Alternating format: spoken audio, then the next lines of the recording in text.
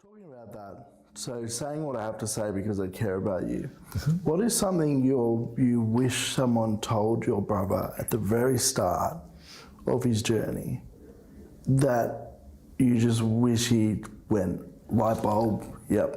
What's that thing that you wish any drug user would then now know at the start before they, because if we're talking about prevention when I'm talking about recovery, sure, we're going back to the start. So what do you wish?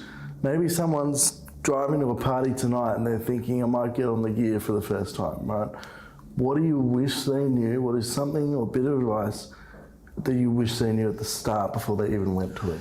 I know that's a hard, I know. Look, it is a hard question, I think, because we live in a culture looking for the magic bullet, you know, the moment of realisation. But I still remember doing seminars at schools, you know, and I remember one year we did a pretty full-on seminar about cannabis. There was a couple of year 9 girls who came up to you afterwards and said, you know, thank you for today. We were going to try weed this weekend. We had friends of ours all coming to a party of weed and said, after this, we're not going to do it. I think it's information, but it's also the context of solid relational settings. Information alone does not change behaviour. It doesn't. It's got to be harnessed to something. And certainly pathos is, and story is important, so someone's emotive story might give some weight to that information. But I think when you get all the facts and you're in a supportive relationship, this is where the problem solving and the persistence of will comes in. Yeah. Who's in my life that's a preventative agent? Who's in my life that's on my team?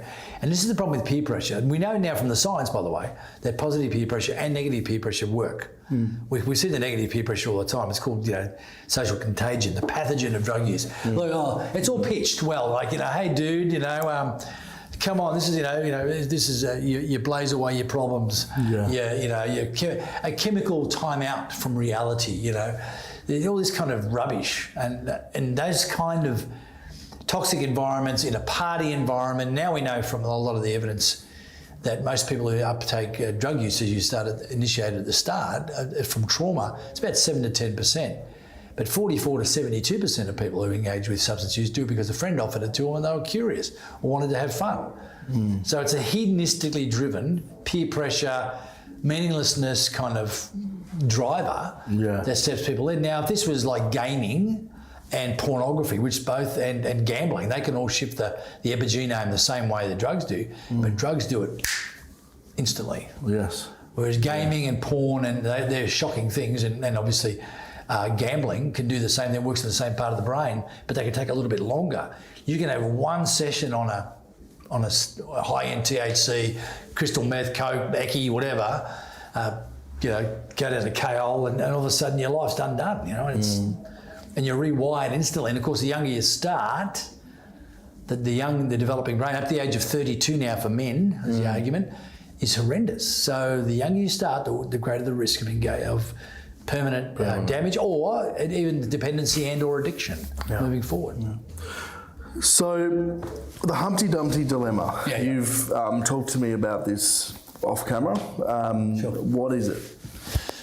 Well, the Humpty Dumpty dilemma is a title we've given a project because the nursery rhyme, which is ages old, is one that resonates with pretty much every culture. We've done this, I've done this in schools actively for 20 years. You know, and I say, you know the nursery rhyme, Humpty Dumpty. Humpty Dumpty sat on a wall, Humpty Dumpty had a great fall. And all the king's horses and all the king's men, the kids already, they finished the nursery rhyme, you know. It's interesting, and I think, well, they kind of know it intuitively. I said, well, what's one of the most fascinating nursery rhymes that's got longevity in the culture? I said, but it's more relevant today than I think it's ever been in its history.